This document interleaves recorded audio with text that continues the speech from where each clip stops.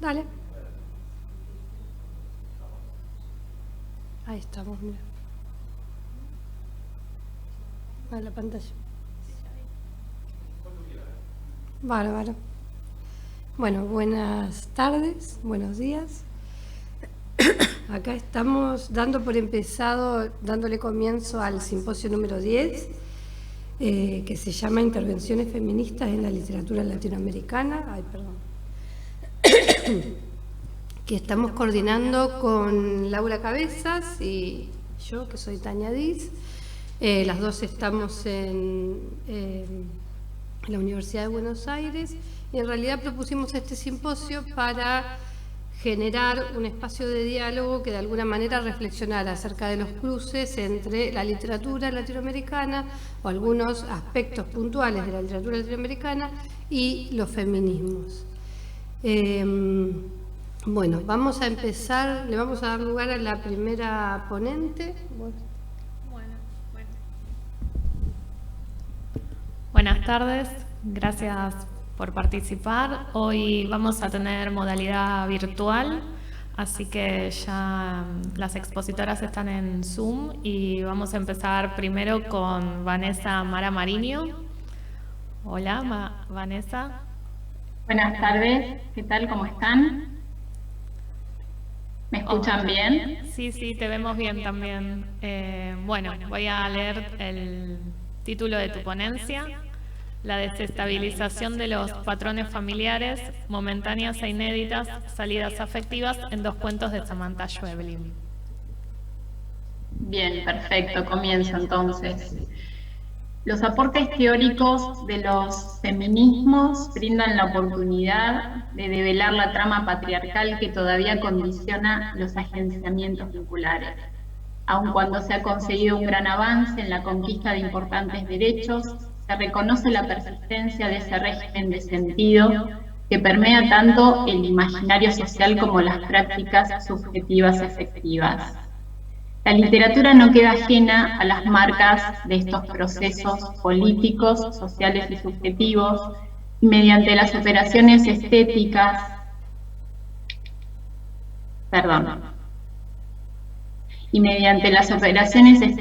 que pone en escena, ofrece la posibilidad de experimentar desde la lectura la potencia crítica que contribuye a ese proceso de transformación en curso.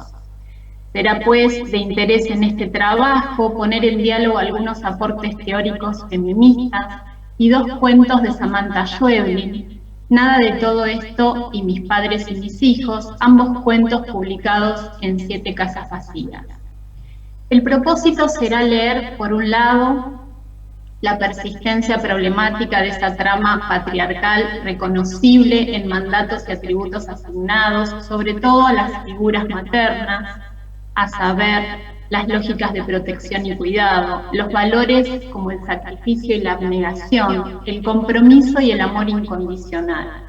Y por otro, el modo en que ese régimen de sentido patriarcal, a partir de esa puesta en tensión, da lugar de manera inédita a momentáneas alianzas afectivas como salidas posibles de esos patrones familiares hegemónicos.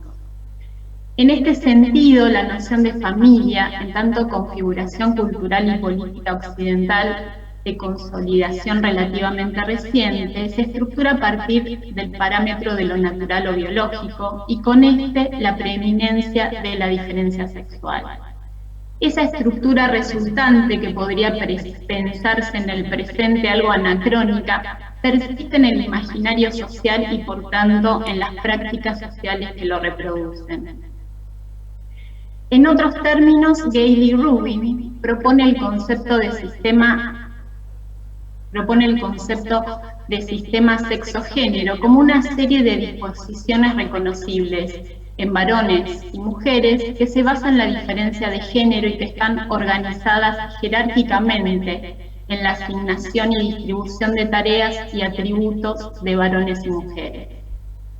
Teresa de Lauretis, por otra parte, formula la categoría de tecnología de género, con la cual focaliza en la constitución de esas subjetividades producidas a partir de la diferencia sexual, entendiendo que en ese proceso intervienen además otros elementos, como representaciones lingüísticas, culturales y también la experiencia misma de relaciones raciales y de clase.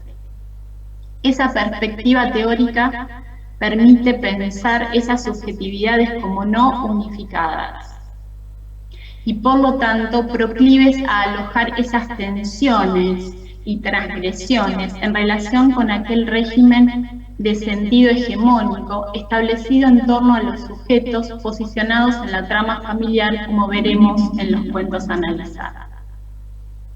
De este modo, en nada de todo esto, la narradora protagonista relata las incursiones ilícitas que junto a su madre realizan por los jardines de casas residenciales. Extraño hábito que consiste en cambiar las cosas del lugar, redecorar los espacios verdes. En esta oportunidad, el vehículo conducido por la madre queda atascado en el barro. Descompensación mediante un poco de té ofrecido por la dueña de la casa, se vuelve una buena idea para mitigar su incomodidad mientras llega la ambulancia y su esposo, y la chica se ocupa del vehículo. Ocurre, sin embargo, que aquella ya respuesta, al pedir pasar al baño, transita por las habitaciones de la residencia, revuelve cajones, rehace las camas, se puede afirmar que está fuera de sus cabales. Sorteada la situación, gracias a la hija que resuelve el problema del vehículo y llega justo a tiempo para auxiliar a su madre, se marchan rumbo a su casa. La joven manifiesta hartazgo y confusión ante este repetido ritual de búsqueda sin final. La insólita secuencia muestra entonces a la joven asumiendo el rol de cuidado y responsabilidad ante su madre. Es la chica quien, aún abrumada y angustiada por el comportamiento errático y anormal de esa madre que invade casas ajenas, actúa con cordura y compromiso. Sin embargo, en un momento cuando la madre pregunta, cito, ¿qué locura fue todo esto?, la narradora duda si aquella estará hablando de sí misma o de ella al querer sacarla de la casa. Ese momento de ambigüedad posiciona a la joven por primera vez en otro sitio. Ni el de hija asumiendo el lugar de cuidado, ni el de hija cuidada. No obstante, enseguida expone un repertorio de opciones orientadas a saber qué tanto desea hallar en esas casas ajenas. Nada de todo eso, responde la madre. Minutos después de arribar al hogar, la mujer dueña de la residencia invadida se presenta. Las había seguido hasta allí. La joven percibe ahora su vulnerabilidad. Le indica a la chica que viene porque su madre se ha llevado un objeto muy preciado para ella, una azucarera herencia materna. La narradora entonces advierte que su madre se halla en el patio arrodillada bajo el tendal enterrando aquel objeto, cito, en un nuevo agujero del patio. Fin de la cita. Y el adjetivo nuevo revela otra acción recurrente.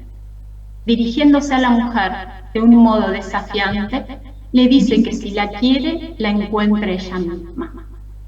El relato culmina cuando la mujer se pone de pie extrañada y la narradora refiere que avanza con dificultad en medio de sillones y cajas, y precisa, cito, quiero que revuelva, quiero que mueva nuestras cosas, quiero que mire aparte y desarme, y quiero que entre mi madre, porque si mi madre entra ahora mismo, si se recompone pronto de su nuevo entierro y regresa a la cocina, la aliviará ver cómo lo hace una mujer que no tiene sus años de experiencia, ni una casa donde hacer bien este tipo de cosas, como corresponde. Se percibe que ese otro régimen de sentidos que explora el cuento se pone en escena, en los gestos y los deseos de la narradora, como esas huellas de algo que no se alcanza a entender. Una posibilidad se abre, algo ocurre en ese final maravilloso, se habilita un espacio que alberga otra comunidad femenina, otras filiaciones que pueden mover las cosas de sus lugares, filiación entre quien tiene la experiencia de la pérdida y quien se inicia en ella para restituir otro vínculo. Algo se trama en los resquicios de lo que no se dice, pero donde los cuerpos que han sido afectados en ese encuentro fortuito experimentan otro tipo de reconocimiento. Aunque solo se trate de ese momento en que tres mujeres en apariencia desorientadas, una más que otra, se mueven y se comunican de un modo inédito. Se podría pensar en los términos en que Sara Ahmed propone que se produciría un desvío de ese horizonte que representa la familia feliz como objeto al que se orientan los sujetos. La madre y la hija insistentes en paseos por hermosas casas que detentan esos atributos felices, perdidos hace mucho tiempo, pero que se empeñan en conseguir una restitución de algo que ya no es identificable. La dueña de casa que reclama la presencia del varón para restablecer el equilibrio amenazado por las invasoras es la que sale del entorno familiar perfecto y seguro, en busca del objeto heredado perdido. Allí va sola, a intentar en vano recuperar la azucarera materna. La joven alienta el arrojo incómodo, que mueva nuestras cosas, quiero que mire, aparte y desarme. Habilita el reconocimiento de la pérdida y de otra posibilidad. En Mis padres y mis hijos se presenta una pareja divorciada, Javier y Marga, en una quinta, alejada del centro urbano, lugar escogido para compartir unas vacaciones en familia. Ella se encuentra ofuscada, en primer lugar, porque sus ex-suegros deambulan por el jardín desnudos. Esto no inquieta demasiado a Javier, narrador protagonista, quien observa a sus padres jugando y cómplice se mantiene en silencio. Después serán los niños de los ex, Lina y Simón, quienes desaparecerán, también llevando a Marga al límite mismo de la desesperación, imaginando situaciones terribles que podrían protagonizar sus hijos con los ancianos enfermos. A Javier incluso le resuena aquella firme que quiere, cito, dejar toda esta locura atrás, fin de la cita. ¿Cuál es el referente de esa locura? El narrador protagonista hace ingresar la ambigüedad, desacomoda los sentidos esperables y convenientes para una mirada más atada a los lugares comunes, a lo normal, e introduce otra dimensión que es la afectiva. Es la que viene a poner en duda ese orden racional que se identifica muy bien en Marga, ese que no admite el juego de los ancianos a los que rotula enseguida de locos y luego de peligrosos. Los ancianos, entregados al juego, al goce de los cuerpos, conectados con el disfrute y la inocencia, son desplazados de los atributos esperados para los abuelos, en tanto padres también. Ellos se han vuelto niños, como sus nietos, desde la perspectiva afectiva del hijo. Sin embargo, Marga no lo comprende y llama a la policía temiendo lo peor. A ella no solo le son asignados los atributos usuales de la figura materna, el cuidado, el amor, el procurar la seguridad y el bienestar de sus hijos, sino también aquellos que corresponderían a la figura del varón, puesto que ella comanda la situación, ordena, confronta a los agentes policiales, mientras que Javier le sigue la corriente para no alterarla más. Los ancianos padres de Javier y abuelos de los niños han quedado desplazados de ese régimen de saber que detenta Marga, porque ella solo puede percibir que están enfermos. El agente policial que coordina la búsqueda se alarma ante la situación de niños y adultos juntos y desnudos. Javier no comprende el dramatismo, minimiza el suceso, aludiendo a que tal vez solo están escondiéndose como en un juego infantil. Marga no puede entender. Exaltada reclama por sus hijos y la policía les indica que suban al móvil. En ese momento, en el que la gente maniobra para salir de la quinta y dirigirse hacia la ruta, Javier los ve. Javier es el único que puede ver. Cito: ahí están los cuatro, más allá del jardín delantero, mis padres y mis hijos, desnudos y empapados detrás del ventanal del living. Mi madre restriega sus tetas contra el vidrio, y Lina la imita mirándola con fascinación. Gritan de alegría, pero no se los escucha. Simón las imita a ambas con los cachetes del culo. Fin de la cita. El padre de los niños calla. La escena lúdica, amorosa, alegre resiste gracias al silencio de Javier que se encuentra en los ojos de su padre triunfal, dice. Nuevamente algo que se había perdido probablemente por la enfermedad de los abuelos se restituye de otro modo inédito también aquí. Por un momento se establece esa comunidad afectiva en la proximidad de esos cuerpos que celebran, ríen, juegan y comparten con el único que puede verlos y sentirlos. Nuevamente aquí resuena Ahmed, cito. Adoptar la posibilidad implica regresar al pasado, reconocer lo que se tiene pero también lo que se ha perdido, lo que se ha dado pero también todo aquello a lo que se ha debido renunciar. Aprender acerca de la posibilidad implica así cierto extrañamiento del presente. Cuando lo familiar retrocede puede pasar otras cosas. Cuando somos extraños a la felicidad, pasan cosas. Pasa la fortuna. Fin de la cita. De este modo, es posible reafirmar que en los relatos analizados se establece la problematización del tópico de la familia constituido por el sistema sexogénero como eje estructural. Pero también podemos advertir cómo a partir de la configuración compleja y móvil de las subjetividades puestas en escena, en los dos relatos, tienen lugar tensiones y transgresiones en relación con ese orden de sentido hegemónico, dando lugar a otros modos de vinculación. Para concluir, destacamos especialmente las figuras de la narradora y el narrador de cada uno de los cuentos, en tanto permiten develar por momentos esos pliegues que se erigen a veces desde la ambigüedad, poniendo en jaque la categoría misma de locura, por ejemplo, otras veces desplazados de lo que se establece como correcto y esperable para los roles que desempeñan. Hija en un caso, hijo y padre en el otro. Y en ambos, la apertura hacia una solidaridad inédita, desentendida de los repertorios de sentido conocidos. Bueno, perdón por las interrupciones y timbres y demás. Muchas gracias, Vanessa. Quédate tranquila porque no se escuchó nada. Ah, ¿no se escuchó? Bueno, no. Justo tocaron el timbre. Genial. Así que no te preocupes. Bueno, muchas gracias. Vamos a... A ustedes. No, por favor, después de todo este lío, por lo menos nos encontramos de alguna manera. Bueno, le vamos a dar ahora la palabra a Laura Aguirre. No sé, Laura, si estás por ahí. Buenas, ¿qué tal? ¿Cómo están? ¿Qué tal?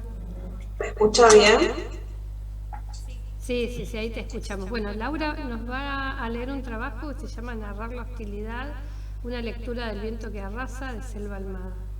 Lo que te vamos a pedir, que nos habíamos olvidado antes de decirlo, igual Vanessa estuvo muy bien, es que no te pases de los 10, 15 minutos, porque estamos así medio apretadas. Perfecto. Bueno, gracias. Sí. Bueno, buenas tardes a todos. En primer lugar, bueno, quiero decir que este trabajo que se llama Narrar la hostilidad, una lectura del viento que arrasa, de Selva Almada, forma parte de un avance de investigación en el marco de una tesis doctoral que se llama Narrar la hostilidad, imaginarios y representaciones del Chaco en la literatura argentina del siglo XXI. En esa investigación, que es más amplia, se analiza un corpus de novelas y cuentos de 4 escritores argentinos, que son Selva Almada, Carlos Busquet, Mariano Quirós y Carla Maliandi. El corpus de esa tesis está conformado por Bajo este sol tremendo, de Busquet, El viento que arrasa, Ladrilleros y No es un río, de Selva Almada, Río Negro, La luz mala dentro de mí, Una casa junto al tragadero y Campo del cielo, de Mariano Quirós. Y la última novela que forma parte de este corpus, que es muy reciente, es La estirpe, de Carla Maliani. Esas obras presentan imágenes de un Chaco extrañado que no termina de serlo del todo y ofrecen una mirada particular del territorio que pone en tensión y desmonta las formas de representación forjadas a partir de los imaginarios nacionales. Me interesa pensar en los modos en que las obras logran plasmar en un Chaco distinto, en el que la hostilidad, lejos de estar vinculada al vacío o al desierto, se conecta con un nuevo modo de percibir y habitar el espacio. Así, el imaginario nacional construido en torno al Chaco como espacio hostil reaparece, pero transformado y desplazado. Bueno, todo esto me pareció necesario decirlo porque es como una línea de lectura general, una hipótesis general que articula mi investigación doctoral. Bueno, esa hipótesis general justifica la reunión de las obras del corpus y son un punto de partida para leer en esta oportunidad El viento que arrasa, de Selva Almada. La novela de Almada, publicada en 2012, cuenta la historia de un reverendo y su hija, Leni, viajando por la ruta desde Entre Ríos hasta el Chaco. En algún punto improbable del mapa, el auto se descompone y quedan a la deriva, ahí parados en la ruta. Entra en escena, en ese momento, el gringo Brauer, el dueño de un taller mecánico instalado en la ruta desierta, y un joven que lo acompaña, que se llama Tapioca. Los cuatro personajes se encuentran en ese punto incierto del mapa, rodeados de un paisaje inhóspito de su lado, con un sol constante e impiadoso. Un lugar donde todo es consumido o tragado por la tierra, dice Almada. El relato inicia entonces con el encuentro entre esos cuatro personajes. La temporalidad no es lineal, no hay un orden cronológico. El orden de la historia está más bien determinado por momentos singulares, que podrían sintetizarse en los siguientes: el encuentro entre los cuatro personajes, los recuerdos de la infancia, las conversaciones íntimas que se van generando entre distintos pares de personajes, entre estos cuatro, la tormenta y la pelea entre el reverendo y Brauer, y la decisión final de Tapioca de acompañar al reverendo y la continuación del viaje. En cada uno de esos momentos, la espacialidad cobra una dimensión significativa. El taller mecánico en medio de la ruta en un punto del Chaco, la casita precaria donde viven Brauer y Tapioca, un parque abandonado en la ciudad natal del reverendo, en Paraná, el monte, el sol aplastante, la tierra seca, el auto en el que viajan Leni y Brauer, la carcasa de los autos abandonados en el taller, el viento, la lluvia torrencial y el barro, el día de la pelea. Cada uno de esos espacios componen una imagen en la que la hostilidad del paisaje se abre hacia la subjetividad de los personajes. Están como en sintonía. El paisaje así en la obra es central. No es simplemente un escenario donde transcurren los hechos, sino una figura fuerte en la narración. El paisaje no se describe, sino que se narra. Los personajes, sus secretos y conflictos sintonizan con el espacio hostil. La historia es contada por un narrador en tercera persona que focaliza en las miradas de los distintos personajes. La narración nos muestra lo que estos personajes observan, sienten, piensan. Y cada uno de esos puntos de vista están marcados fuertemente por el compás que impone el paisaje. En la mirada de los personajes se cifra una relación particular con el paisaje, con la naturaleza. Me detengo en una escena particular en la que se focaliza en la mirada de Leni. Leni, la hija adolescente del pastor, se despierta abombada de una siesta, en el capítulo 10, está recostada sobre un árbol, observa al reverendo desde ese punto evangelizando Tapioca y a Brauer arreglando el auto. Leni en ese momento, recostada sobre el árbol, recuerda lo que sucede cuando su padre sale a escena. Algo grandioso acontece, algo que no puede explicar con palabras. En eso está pensando Leni cuando decide ir a caminar para sacarse la modorra de encima. Camina y observa. El paisaje era desolador. Cada tanto un árbol negro y torcido, del follaje irregular, sobre el que se posaba algún pájaro que parecía embalsamado de tan quieto. Sigue caminando hasta los límites del terreno, observa la plantación de algodón. Pasando los hilos de alambre comenzaba una plantación de algodón. Todavía no era tiempo de cosecha, pero las plantas, de hojas ásperas y oscuras, ostentaban sus capullos. Algunos ya maduros dejaban escapar por sus reventones pedazos de mota blanca. En pocas palabras, se levantará la cosecha que será enviada a las desmontadoras. Allí separarán la fibra de la semilla y armarán los fardos para su comercio. Se menciona la cosecha, la transformación de algodón, el circuito productivo del algodón. El campo así no es descrito como una materia estable e inerte, sino como una materia viva, cambiante e inestable. La mirada del narrador luego se posa, en esta misma escena, luego se posa en la camisa empapada de sudor de Leni, que recuerda ahora a su abuela que bordaba. Entonces, cito, pensó con cierta nostalgia que las telas que bordaba su abuela y la camisa, en las telas que bordaba su abuela y la camisa que llevaba puesta, en su génesis más antigua, habrían comenzado en la soledad de un campo como este. El paisaje, así, entonces, que es materia inestable y cambiante, no solo se limita a hacer eso, sino que también tiene esta función de activar los recuerdos y los procesos individuales de la memoria. Se observa esa misma operación en las escenas de un capítulo muy importante en esta novela, que es el capítulo 7, en las que Leni y Tapioca recuerdan el abandono de sus respectivas madres en distintos momentos. La última imagen que Leni guarda de su madre es desde el parabrisas trasero del coche. Observa a sus padres discutiendo desde el coche y también observa el espacio. La calle de tierra de un pueblo cualquiera, se levanta el cielo rosado y gris del amanecer, dice la novela. En ese mismo capítulo aparece el recuerdo borroso que tiene Tapioca de su madre.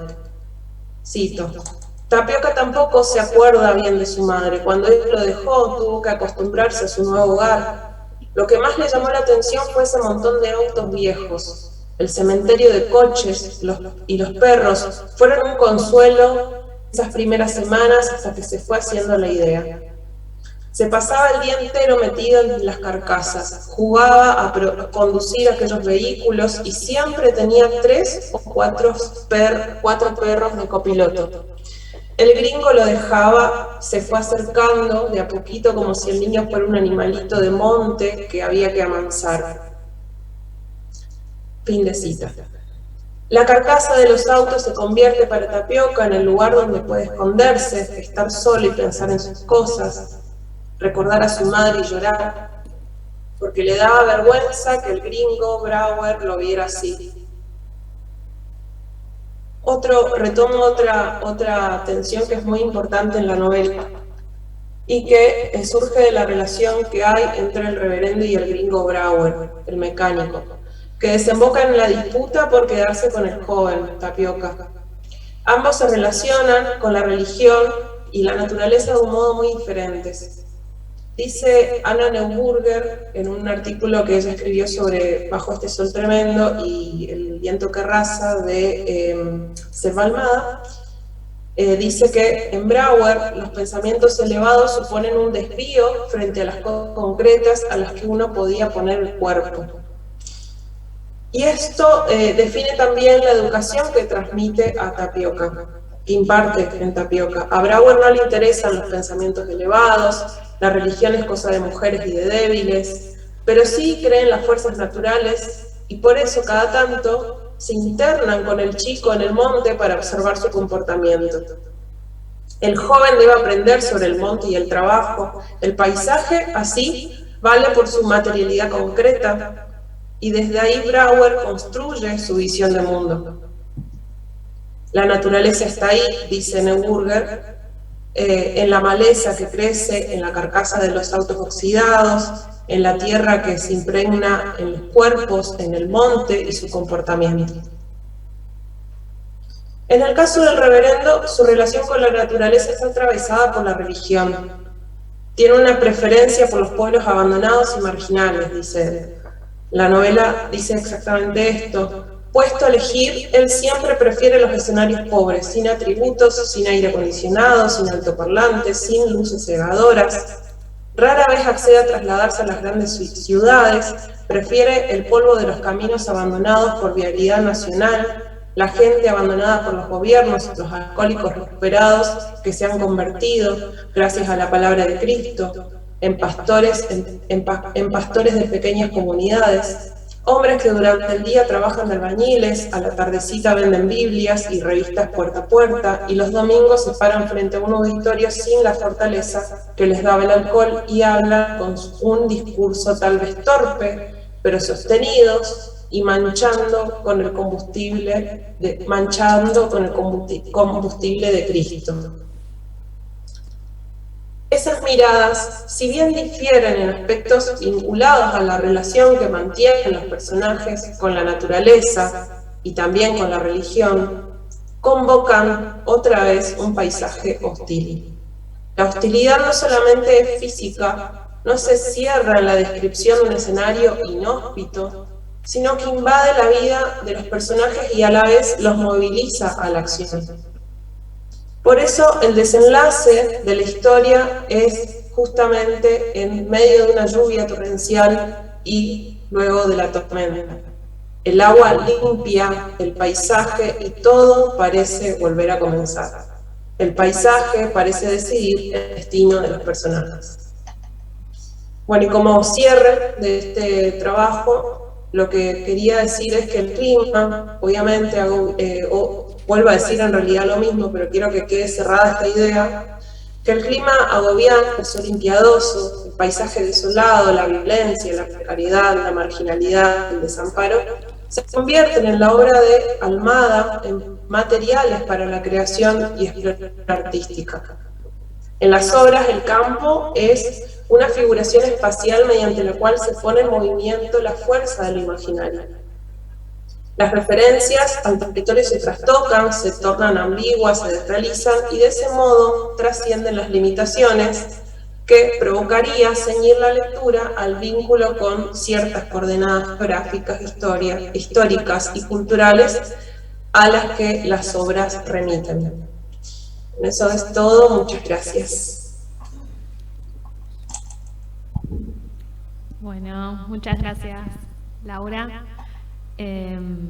Vamos a pasar ahora a Soraya Schneider Varela Ortega, si estaba por ahí. No está. Michelle Trujillo Cruz.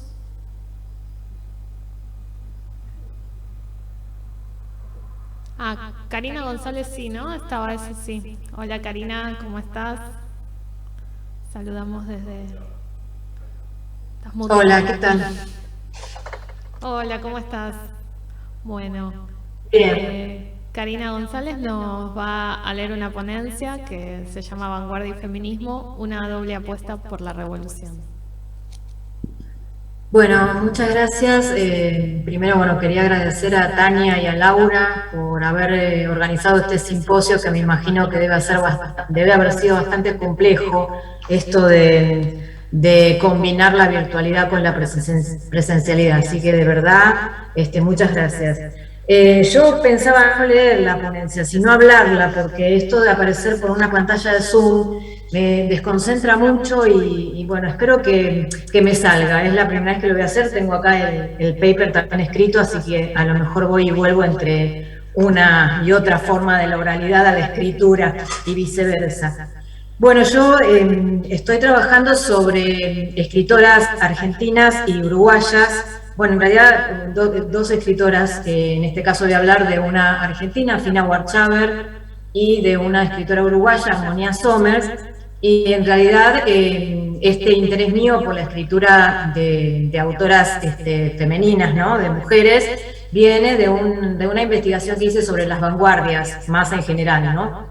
Entonces parto de una idea de George Giudice, que es uno de los primeros en el posmodernismo, en el año 93, en hablar de las exclusiones de la vanguardia, y una de las exclusiones era la exclusión de género, ¿no? Todos sabemos que hubo escritoras excepcionales estoy pensando en la década de principios del siglo XX, ¿no? Sobre todo en nuestro país y en Latinoamérica, poetas, ¿no?, excepcionales como Alfonsina Storni, como Gabriela Mistral, bueno, un montón de escritoras femeninas, pero que eran estudiadas desde, digamos, los temas pertinentes a la mujer, ¿no? La literatura romántica, la poesía íntima, cuando todos sabemos que tanto en la poesía de la que estoy hablando también había intereses sociales, políticos, que se pusieron como agenda del feminismo mucho después, ¿no? Entonces, bueno, no quiero hacer muy extensa esa, digamos, introducción, sino referirme a que Fina Warchaver es una escritora que nació en 1900 y murió en 1989. Actualmente se están reeditando sus obras. Me voy a referir a una novela de ella que se llama Casa Modesa. Su primera novela es El Retorno de la Primavera, que es del 45, fue muy saludada en las reseñas, diciendo que era el Roberto Arlt digamos, femenino, ¿no?, de esa época, porque su literatura es una literatura comprometida, ¿no? Ella fue parte del Partido Socialista en los años 30 y participó como traductora y como escritora crítica y de notas en la revista Claridad. Tuvo, digamos, su núcleo de gente estaba, digamos, del lado de los escritores de Boedo más que de los de Florida, ¿no? A pesar de que ella leía vorazmente de todas las tradiciones literarias. Su segunda novela, Casa Modesa, es de 1949, y después tiene un libro de relatos, El Hilo Grabado, en el 62, y otro libro de relatos, Hombre Tiempo, en el 74. Pero me quiero hacer bien estas 4 obras, que son las únicas 4 obras publicadas. Hay un montón de trabajos que quedaron inconclusos y algunos concluidos que están en su archivo en la casa de su hijo, Alberto Giudice. Y bueno, lo que quiero decir es que como escritora, su segunda novela, Casa Modesa, que sale en el 39, es muy mal leída, ¿sí? En el sentido de que es una novela experimental, de una vanguardia que no se corresponde con el realismo social, que era la vanguardia oficial, ¿no?, de los partidos bueno, de izquierda, o los que los escritores de Boedo interpretaban como que esa unión de estética y política debía ir por ese lado, ¿no? Y quizás se parece más a la investigación vanguardista que estaban haciendo los escritores de Florida, ¿no? Es decir, más el área del sur. Ideológicamente no coinciden para nada, pero como mujer y como escritora se interesa por la exploración formal, por ejemplo, ¿no? Entonces voy a trabajar, no voy a dedicar esta ponencia a hablar de lo que hace Fina Warchaver con respecto a la utilización del modernismo, ¿no? El modernismo me refiero a obras de Joyce, de Kafka, de Virginia Woolf sobre todo, que también es parte de una vanguardia que no estaba muy explorada, sobre todo en los años 40, ¿no?, cuando ella escribe, porque más bien la discusión iba por el lado del surrealismo o del compromiso social, ¿no? Florida y Boedo un poco va por ese lado. Entonces, cuesta también reconocer la influencia del modernismo anglosajón en los escritores latinoamericanos, es como que viene mucho tiempo después, ¿no? Bueno, y la otra escritora, las presento a las dos para después más ir al análisis textual de cada una. La otra escritora es Armonía Somers, que más o menos para la misma época es una escritora uruguaya, que también va un poco contra el canon del realismo criollista que imperaba en los años 40, porque escribe una literatura muy muy trasvasada por lo fantástico y además toma unos temas de ruptura muy, muy fuertes, sobre todo pensándolo en el feminismo desde el lado de la sexualidad, ¿no? Entonces muchos salieron reseñas que no eran muy elogiosas, pero bueno, hasta que en un libro Ángel Rama la incorpora como parte de lo que él consideraba la literatura de la imaginación, ¿no? Que es un poco la vertiente fantástica, ¿no? De Feliberto Hernández y los escritores uruguayos más o menos de esa generación.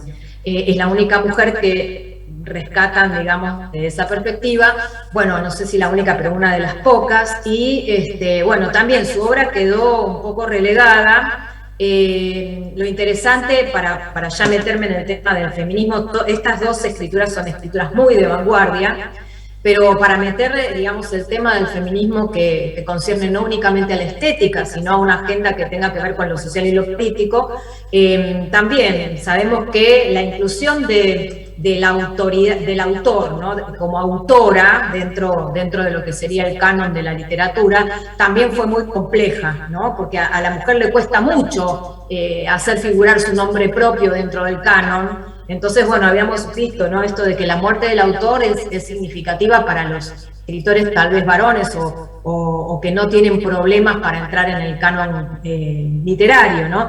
Lo que sucede con la novela de Harmonia Somers es que ella escribe con un seudónimo y muchos pensaron que se trataba de la escritura de un hombre, ¿sí? Es decir, después de su publicación, se supo que Harmonia Somers era la autora, y bueno, eso generó cierto. ¿Por qué razón se puede hablar desde esa sexualidad o desde esa libertad sexual únicamente siendo hombre, ¿no? O sea, llamó mucho la atención esa novela que se llama La mujer desnuda, por todos los temas que ponen en agenda con respecto a la sexualidad. Entonces, lo segundo que quería decir es que estas dos autoras son muy contemporáneas en cuanto a las dos novelas. La mujer desnuda es del 50 y Casa Modesa es del 49. Me voy a referir a Casa Modesa del 49 y al libro de relatos del 62, que es el hilo grabado, en el caso final Warchaber. Y entonces, bueno, lo segundo que quiero decir es que yo las estoy leyendo desde la bibliografía, digamos, contemporánea y desde los movimientos feministas contemporáneos a esta época, que son los 50, y por eso me voy a referir a la difusión y a la recepción en el Río de la Plata de Virginia Woolf, ¿no? Un cuarto propio, que es un texto del 29, pero que Victoria Ocampo manda a Borges a traducir, y acá se conoce a partir del 36, con una traducción de Jorge Luis Borges, y el de Simone de Beauvoir, que es El segundo sexo, que sale en el 49, el mismo año de la publicación de estas novelas, pero que se publica en Argentina en el 54. O sea que la recepción de esas dos grandes escritoras, que también, por otro lado, impulsan en la agenda del feminismo desde la estética, ¿sí? Tanto Virginia Woolf como Simone de Beauvoir van al rol de la escritura, ¿no? De la importancia literaria. Y después, en el caso de Harmonia Somers, ella digiere muy bien los textos de Freud con respecto al psicoanálisis. Por supuesto, todavía falta mucho para que venga Irigaray y Judith Butler a cuestionar el lugar de la mujer dentro del psicoanálisis, ¿no? Pero entonces ella toma esos textos de Freud un poco para escribir esta novela de La mujer desnuda. Como tengo solamente 2 minutos más, ¿no? Voy a citar algunas, les voy a hacer Karina, ver, digamos, ¿me escuchas? Sí, podés sí. extenderte un poco más, no hay problema. Bueno, porque esto de hacerlo oral, viste, no cuento las páginas y es todavía peor, pero bueno, quiero compartirles la pantalla si es que se puede compartir. No importa, las leo las citas. Empiezo por Fina Warchaber, que ella en La Casa Modesa, Modesa es una novela fantástica que está formada por pequeños relatos, así que la forma misma es muy experimental, ¿sí? Porque se narran 2 historias paralelas. Una es sobre una mujer y la revolución de los cristianos primitivos, ¿sí? Cuando se incendia Roma, y la otra sucede en el presente, que es la persecución de los militantes de izquierda durante la lucha armada, ¿no? Y lo que plantea Fina Warchaber, lo que yo quiero también leer como hipótesis de lectura, es que estas dos mujeres, Armonía Somers y Fina Warchaber, tienen una doble militancia. ¿Por qué? Porque desde los partidos de izquierda, desde el anarquismo, las dos comparten una también un origen que viene de ahí, ¿no? Del anarquismo y del socialismo. Además de esa militancia, incorporan la militancia de género, ¿no? Dentro del partido, que como todos sabemos también es complicado el tema de la militancia femenina dentro de los partidos de izquierda, por eso los movimientos feministas también deciden dividirse, ¿no? Separarse y poner en agenda cuestiones que tenían que ver con la mujer y el movimiento de liberación de la mujer. Bueno, lo que hace Fina Warchaber en esta novela es que tiene, por ejemplo, en esos relatos breves, ya había hablado en la cuestión de la mujer obrera, proletaria, en el sentido costumbrista, pero aquí tiene un cuento que se llama Suicidio por un piso encerado, que en realidad es una carta que le manda un editor en la que reclama por qué no le contesta cuando ella le manda un artículo para publicar en su revista, ¿no?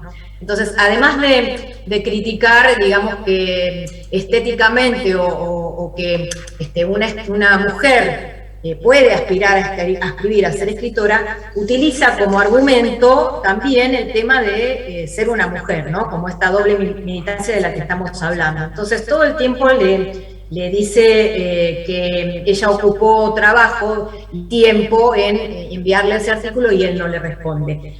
Voy a citar una parte del cuento o el relato breve que forma parte de la novela, donde ella, la narradora, le dice a este editor: de paso quiero decirle que nuestra casa es pobre, pero con pisos encerados, y los pisos encerados exigen desvelos incontables. Ella pone la metáfora, ¿no?, de los pisos encerados para hablar de toda esta cuestión feminista. De modo que uno queda ridículamente atado a la limpieza de pisos. Nadie se agradece y uno se desvive por ellos. No puede uno pagarse un personal adecuado para este refinamiento y su sacrificio no se lo reconoce nadie. Además, mientras uno encera piensa, hace proyectos de grandes cosas, pero cuando llega la noche está agotado y solo siente la necesidad de tirarse en la cama. Es el drama del encerado. Y le pregunto otra cosa. ¿Puede usted optar entre su conciencia que lo impulsa a la absoluta entrega a un apostolado y el puesto de que debe ubicarlo en la sociedad y extenderle el certificado de apto para la vida? ¿Puede dedicarse al cargo en nombre de la eficiencia? Entonces, lo que ella está pensando acá es esta cuestión de, bueno, la mujer puede acceder a la publicación, lo pienso desde también contemporáneamente el movimiento, la Unión Femenina de Mujeres se crea en el 36, su directora era Victoria Ocampo, y el reclamo que viene de ahí es, o contextualmente, tiene que ver también con los movimientos europeos y americanos de reclamar los derechos civiles, ¿no?, y profesionales de la mujer. Entonces, se trataba de impedir que le cercenaran los derechos, porque estaba por salir una ley que supeditaba a la mujer al matrimonio, ¿no? Y entonces se valorizaba la expresión literaria, es decir, publicar. Acá lo que hace Fina Warchaber en esta novela es que, además de poner en tensión digamos, la tensión entre acción y literatura, ¿no?, entre el arte y la vida, que tienen todas las vanguardias, y entre estética y política, que tiene la lucha armada, poner en tema contemporáneo la situación de la mujer, ¿no?, que está relegada al hogar, y también es militante socialista, entonces tiene esa doble militancia siempre enfrente. En el siguiente libro, que es el hilo grabado, todavía hace una apuesta más por esta vanguardia y lo experimental, porque escribe un cuento de ciencia ficción, imagínense, en el año 62, un cuento de ciencia ficción argentino y escrito por una mujer, donde hay una máquina que graba, digamos, las memorias solo de los hombres ilustres, ¿no? No de todo el pueblo.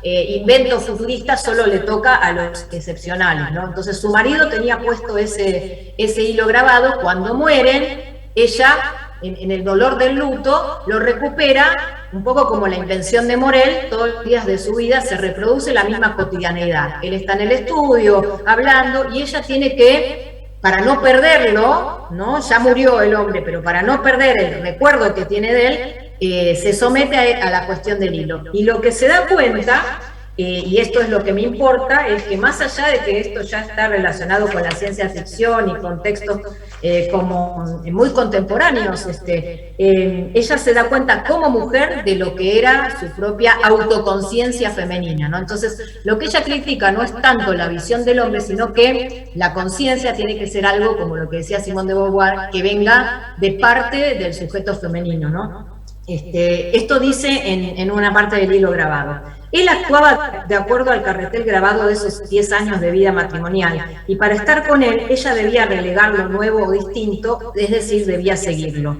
A él le pertenecía la iniciativa de esa vida extraña, a la cual Diana no tenía otro recurso que adaptarse, sin agregar ni poner nada de sí misma. A ese precio había recuperado su presencia, a ese precio podía creer que él seguía viviendo, pero no podía evadirse del determinismo absorbente de la vida registrada por él. Y esto digo yo, más allá del duelo, la mujer se da cuenta del vacío de su existencia, supeditada al deseo de los otros, ya que, y esto dice en el cuento, era de esas naturalezas pródigas que viven el tiempo de los demás más que el suyo propio.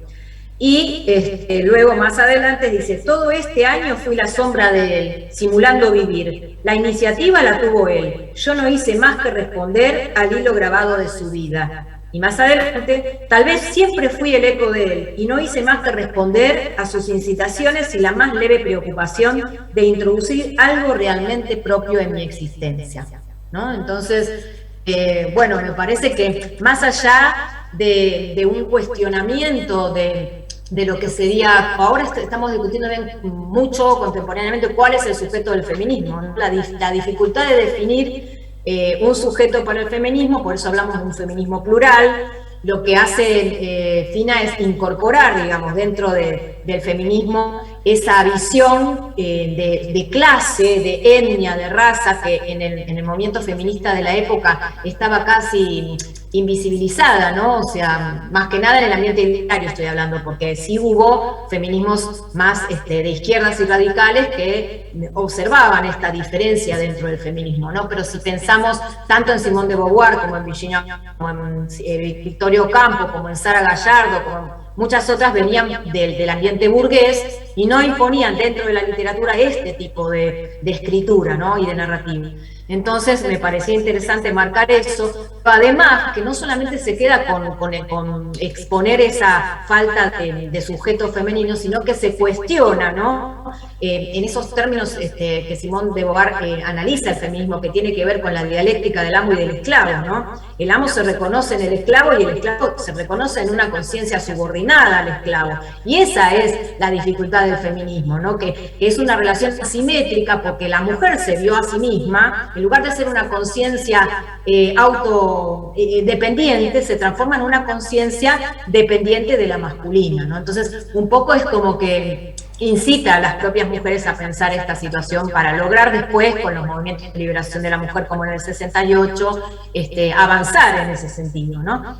Así que bueno, esa fue Fina Warchaber. Lo que me falta, no me queda mucho tiempo, entonces no voy a exponer todo lo que pensaba sobre Armonía Somers, pero lo único que quiero decir para cerrar de Armonía Somers es que en ese lugar de la mujer desnuda aparece desde la vanguardia una mujer que se corta la cabeza, ¿no? Así en forma justo antes de viajar al campo, ¿no? Y después se la vuelve a poner, ¿no? Por eso es una novela fantástica, ¿no? Y absurda. La vuelve a poner y entonces pierde la cabeza. En esa metáfora de perder la cabeza, sale desnuda al campo y lo que ocurre es que empieza a provocar con esa desnudez y esa provocación de una sexualidad expuesta a todos los hombres del pueblo, no solamente a los hombres, sino a las mujeres. Entonces ella hace toda una lectura ahí de Freud, porque lo emparenta no con los textos, no con que la mujer es la falta y la ausencia del pene, sino con los textos fantásticos de Freud, es decir, con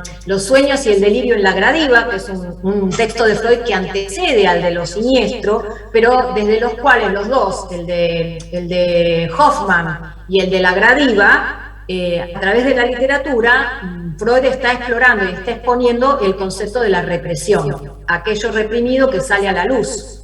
y en parte de esa represión es la sexualidad, o sea, la fantasía. Lo que dice Freud es que las fantasías primitivas todas tienen que ver con un origen en la infancia, el complejo de Edipo, el trauma de ver a los padres en una relación sexual, la añoranza de la vida intrauterina, que relaciona la maternidad con la sexualidad.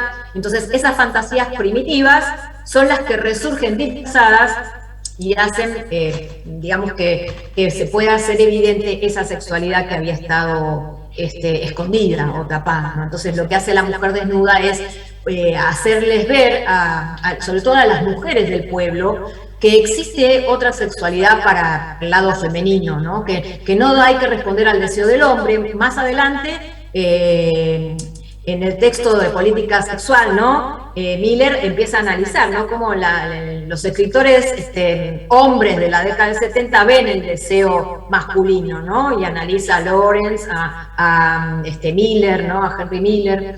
Y bueno, y ahí lo que hace Armonía Sommer es al revés, es decir, bueno, ¿qué le pasa a las mujeres con la sexualidad y por qué es necesario empezarla a expresar en otro lenguaje, ¿no? Entonces, gracias a ese despertar de la mujer desnuda, las mujeres del pueblo pueden empezar a visualizarse en otro lugar del deseo y necesitan otras palabras nuevas para poder expresar relaciones, por ejemplo, lésbicas o la misma relación heterosexual con sus propios maridos, ¿no? Bueno, esto era simplemente como un avance de estos temas que estoy investigando, ¿no? Espero que se haya entendido algo. Gracias. De nada, Karina, muchas gracias.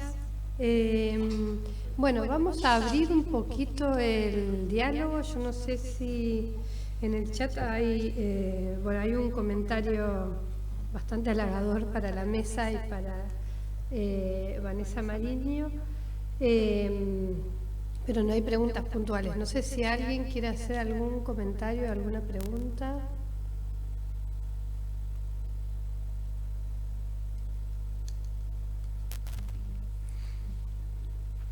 Yo quería hacer una pregunta para Laura. Qué bueno que pueden poner todo el cuadrito. Estaba pensando en eso, que se vean. Pero faltan exposiciones, ¿no es cierto? Falta la mía, por lo menos. Discúlpame, ¿tu nombre? ¿Soraya? Ariastina. Sí. Celina, vos habías dicho que necesitabas conectarte más tarde, en realidad. No sé si querés poner ahora. No, puedes poner ahora. Voy a poder. Perfecto. Entonces, si querés, salvo que alguien quiera hacer un comentario, si no... Dale, bueno, buenísimo entonces. Y, perdóname, que antes de darte la palabra quería comentar que hay otra profesora que está con un problema de conexión. Les aviso por si llega a entrar al Zoom, que es Soraya Schneider, Varela Ortega, que recién me dijo, por si llega a aparecer para que la habiliten. Bueno, mientras tanto, entonces, vamos a escuchar a María Celina Ibaceta, que nos va a leer un trabajo que se llama Maternidades en primera persona, algunas reflexiones sobre la maternidad y el feminismo en Distancia de Rescate, de Samantha Schweblin. Bueno, escuchamos, Celina. Gracias Tania, gracias Laura por todos los emails, el apoyo virtual y por haber organizado esto aquí. Bueno, voy a leer yo y hice el video y llevó 18 minutos, así que voy a leer un poquito más rápido, así ya llego a los 15. Ok, entonces, este trabajo está dentro de un proyecto mayor que trabaja con maternidad y escritoras latinoamericanas, y acá me voy a dedicar a Schweblin, ¿sí? Bien, novela corta o cuento largo. La forma ambigua e incierta de Distancia de Rescate, texto publicado en 2014, prefigura, de cierto modo, su argumento. Leemos y no entendemos. Avanzamos en una lectura oscura, con más preguntas que respuestas. No podemos no entrar en el ritmo agitado que nos impone el pulso certero de la hasta entonces conocida y premiada cuentista Samantha Schweblin. Queremos llegar al final, necesitamos saber. Acompañamos la búsqueda frenética del detalle importante que a David tanto le interesa y del cual parece depender la vida de Amanda. Sin embargo, el final no llega a tranquilizarnos completamente. La trama narrativa se divide en dos planos, uno real y uno evocado.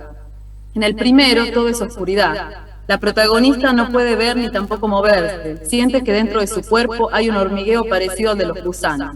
El segundo, en cambio, es un recuerdo vivo y dinámico de su llegada al campo para pasar las vacaciones con su hija Nina, de tan solo 3 años, y esperar la llegada de su marido. Amanda puede ver sus recuerdos como si ellos estuvieran siendo proyectados en una pantalla. El pasado es nítido, luminoso, el presente sórdido, sombrío.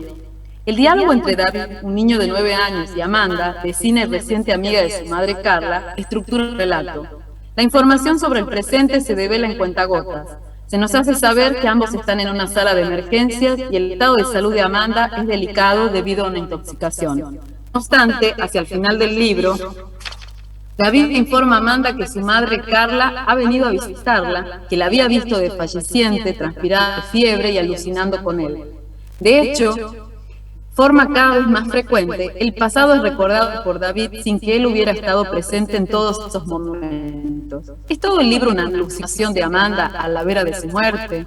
¿Es Amanda un personaje que alucina por efecto del veneno tirada en una camilla como a principios del siglo XX? El personaje quirogueano del culto a la deriva alucinaba en una canoa sobre el río Paraná tras la picadura de una yararacuzú. ¿Es Carla una versión contemporánea del personaje Berta, la gallina degollada? Distancia de Rescate trae a la literatura argentina la perspectiva de las madres.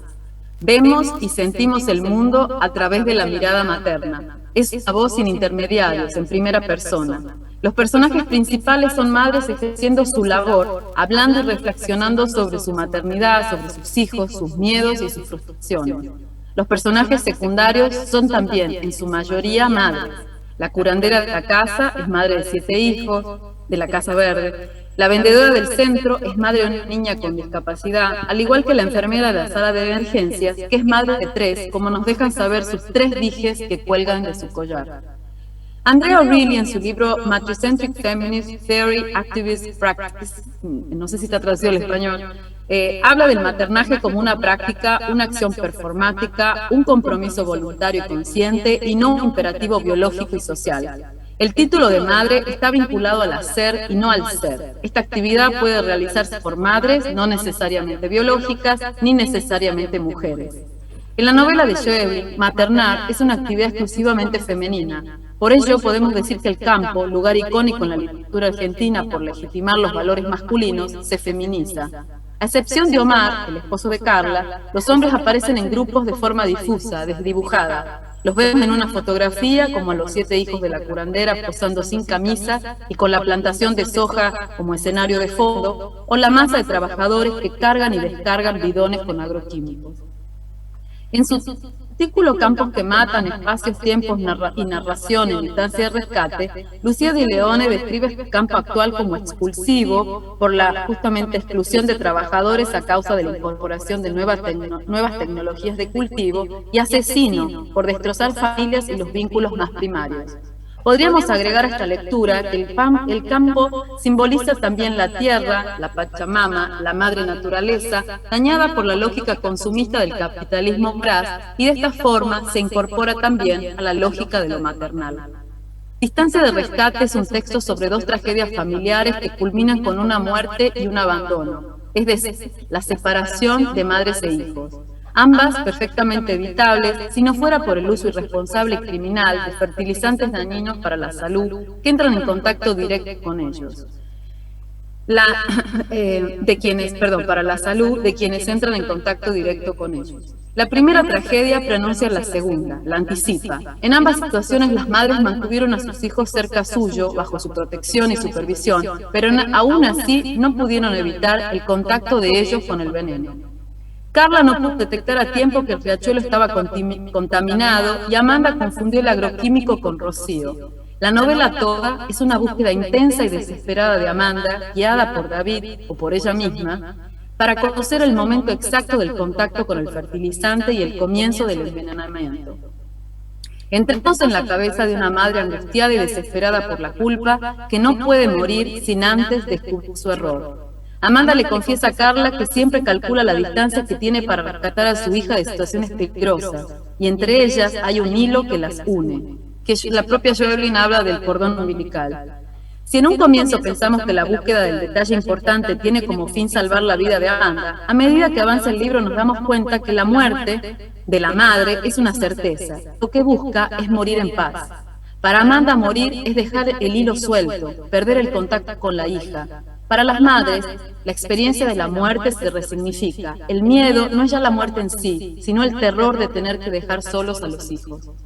En su libro Maternal Thinking, Sarah Roderick analiza el pensamiento que se construye a partir de la práctica materna. Este pensamiento, guiado por la razón y la emoción, busca la preservación de los hijos, su crecimiento afectivo e intelectual y su aceptación social. Maternar es amar, nutrir y preparar a los hijos para el mundo. Ninguna mujer nace madre, nos convertimos en madre cuando nos comprometemos desde el amor y la disciplina con este trabajo.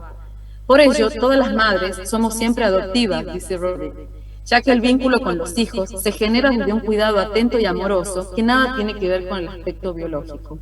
Una de las actividades esenciales del maternar es la observación atenta. No podemos dejar de mirar a los hijos y al mismo tiempo no podemos mirar demasiado. Debemos darles espacio y estar pendientes de los posibles riesgos y peligros. Por ello, las madres desarrollan un hábito mental que es el de la indagación, verificación. Esto quiere decir buscar el peligro antes de que aparezca. Es una mirada furtiva, intermitente, para que los hijos no se sientan observados, pero que le permite a la madre saber cuándo es necesario intervenir y cuándo no. Este hábito mental, obsesivo en ciertos momentos, es lo que Amanda llama de distancia de rescate. Desde un trabajo profundo con la sensibilidad y el mundo materno, narrado en primera persona, Jovelyn confronta lo que Adrienne Rich ha llamado la institución de la maternidad. Para Rich, la maternidad significa la relación potencial de cualquier mujer con los poderes de la reproducción y con los hijos, y también la institución cuyo objetivo es asegurar que este potencial y todas las mujeres permanezcamos bajo el poder masculino. Es bajo esta institución que se forma de las buenas y malas madres como identidades homogéneas y antagónicas. Rich confiesa que hasta el comienzo de la escritura de su libro, en 1972, poco se había escrito sobre la maternidad en el campo intelectual feminista, pero a partir de su libro y de Jane Lazarre, El nudo materno, ambos publicados en 1976, las máscaras de la maternidad comenzaron a caer. Las madres de a poco rompieron el silencio y se dispusieron a hablar de la maternidad real. Los sentimientos de ansiedad, cansancio, enojo, frustración, inseguridad, irritación, furia, culpa, hartazgo, aburrimiento, soledad, depresión, entre otros, pasaron a integrar la experiencia materna y a convivir con el amor, la alegría de dedicarse a los hijos. Ser madre es experimentar constantemente una mezcla de todos estos sentimientos, los positivos y los negativos. Lejos está de esta caracterización, lejos está de la caracterización de Amanda y Carla, el estereotipo de la buena y la mala madre, pero estos modelos forman parte del imaginario de ambas. Les da miedo ser malas madres. Este es uno de los motivos que lleva a Carla a confesarle a Amanda el evento trágico ocurrido con su hijo, verdad que el propio marido ignora. Carla necesita hablar con otra madre que pueda entenderla y devolverle una imagen sobre ella misma que la ayude a transitar su angustia, su culpa y su remordimiento. Y abro cita. Es que a veces no alcanzan todos los ojos, Amanda. No sé cómo no lo vi. ¿Qué mierda estaba ocupándome de un puto caballo en lugar de ocuparme de mi hijo? Cierro cita. Me detendré en la confesión que se hace dentro del auto de Amanda por ser un momento clave y emblemático dada su complejidad y importancia para la novela. En esta escena encontramos tres aspectos que me interesan analizar: la conversación entre las madres, la sexualidad y el género fantástico. Y ya ahí termino, ¿sí? El diálogo entre Amanda y Carla no sucede de la manera que esperamos. Las madres hablan y al mismo tiempo están pendientes de los movimientos de Nina. Es una conversación interrumpida constantemente. Su salida del jardín y su cercanía a la pileta pondrán en alarma a ambas madres. La charla entrecortada es propia de la rutina de cualquier persona que haya cuidado niños. Somos nosotros, los lectores, quienes sentiremos extrañeza y ansiedad ante una historia que no fluye como esperamos, porque la atención de Amanda y por ende la de Carla estará pendiente de dos cosas al mismo tiempo: Los cortes interfieren en el placer que nos provoca el relato. Entramos, sin desearlo ni pedirlo, nosotros los lectores, en una dinámica propia de la maternidad traspuesta a la literatura. Las palabras de Carla también serán acompañadas por la mirada atenta y amorosa de Amanda. La atracción sexual es explícita. Para Amanda, Carla es una mujer bella. Sus ojos se posan en su cuerpo permanentemente, especialmente en su pelo, en su rodete pelirrojo, pero también en sus brazos delgados, fuertes, en sus piernas largas, su bikini dorado y esos breteles que siempre están cayendo sobre sus ojos.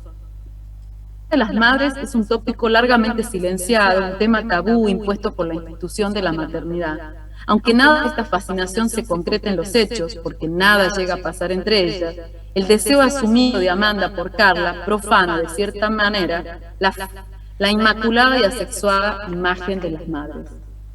Por último, durante la confesión, se hace presente el elemento fantástico que estructurará el relato hasta el final. Stefan Todorov enumera 3 condiciones que hacen posible la aparición de lo fantástico.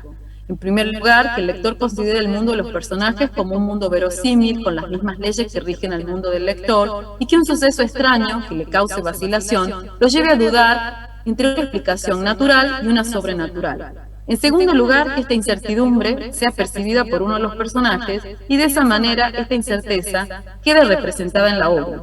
Y en tercer lugar, que se rechace cualquiera de las 2 explicaciones como definitivas, si no se caería o en lo maravilloso o en lo extraño. Lo fantástico, en Schweblin, poco tiene que ver con la tradición culta de la narrativa fantástica argentina, y sí con la tradición popular y rural reproducida en la oralidad, como es el caso de los relatos de aparecidos. La curandera, mujer de sabiduría popular y ancestral, vinculada a la medicina alternativa de origen indígena, es la responsable por la migración del espíritu enfermo de David a un cuerpo sano y la llegada de un espíritu ajeno pero saludable al cuerpo del niño. Para Carla fue de esta forma que su hijo se repuso de los efectos del veneno y sobrevivió a una muerte segura. Por ser un cuerpo habitado por un espíritu desconocido, ese niño amado deja de ser su David y se convierte, para su madre, en un monstruo. La aceptación de una explicación sobrenatural de la recuperación de David, asumida por Carla, se opone a la visión de Amanda, quien dice no creer en esas cosas. Para Amanda solo es posible una explicación natural. David ha sufrido esta tensión entre 2 puntos de vista en constante confrontación se resolverá al final de la novela cuando Amanda reconozca en el cuerpo de David al espíritu de su propia hija, también transmigrada. La novela opta por la explicación sobrenatural. Lo fantástico abre camino al horror, un horror que solo tiene sentido en el mundo materno. No debe haber algo peor para una madre que perder a un hijo. Para Carla, lo aterrorizante es no reconocer a su propio hijo en el cuerpo que le es suyo, que le es propio. Lo siente ajeno y extraño a ella. El niño la atemoriza y se convierte en una amenaza que debe ser vigilada. Carla deja de maternar y fantasea con encontrar a su David, el primer David, en otro cuerpo. Para Amanda, por el contrario, David es un niño como cualquier otro, con ciertas secuelas físicas, pero nada más. Amanda no siente miedo de David y cree que la historia de Carla es una locura. El lector podrá identificarse con una u otra versión a lo largo de la novela, y dependiendo de esto, sentirá compasión o indignación hacia Carla, o las 2 cosas al mismo tiempo. Schweblin logra hacer compatible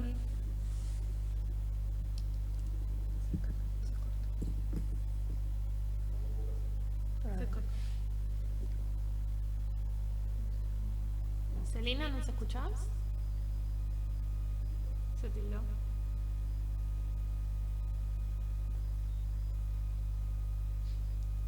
Se tildó todo, ¿no?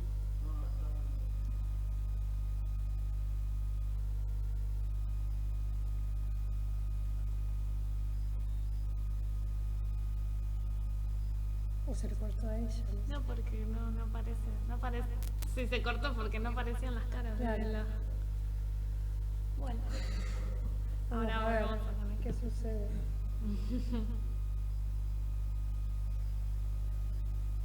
Ahí volvimos. Pero perfecto.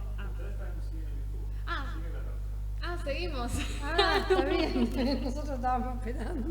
Claro, pensé que se había cortado todo.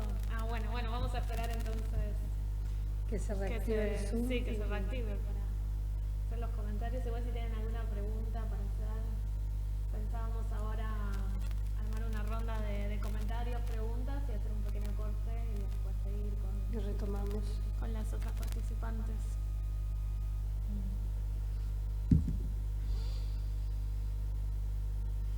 O si no, lo que podemos hacer es ahora el corte y avisarles y después volver. Sí, pero esperamos un cachito porque no terminó, pobre Celina. No, pero ¿no? porque si interrumpimos ahora la transmisión y hablamos con Zoom, podemos hablar con ellas por Zoom, ¿no? Y decirles que... Está bien.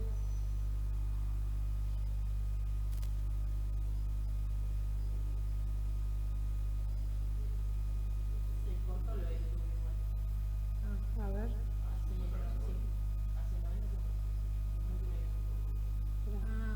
Claro, porque entendés lo que yo decía, como hablarles directo por Sí. Zoom. Sí, te entendí. Entonces, si querés, decimos que hagamos un corte. Sí. ¿Querés que hagamos mejor? No.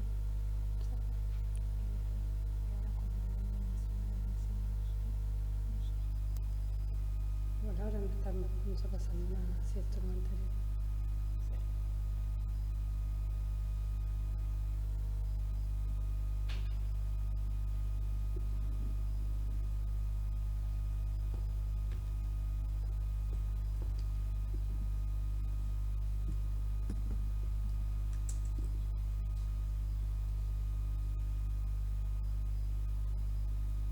¿Y querés que...?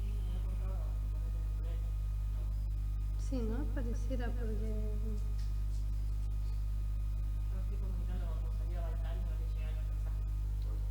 Capaz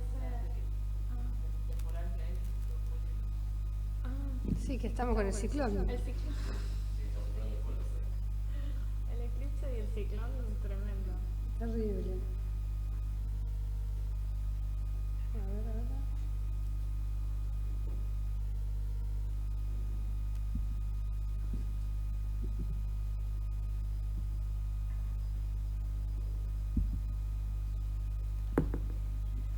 Igual el eclipse, no sé,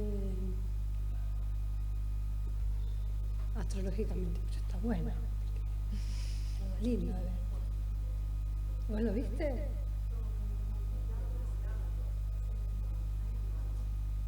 Sí.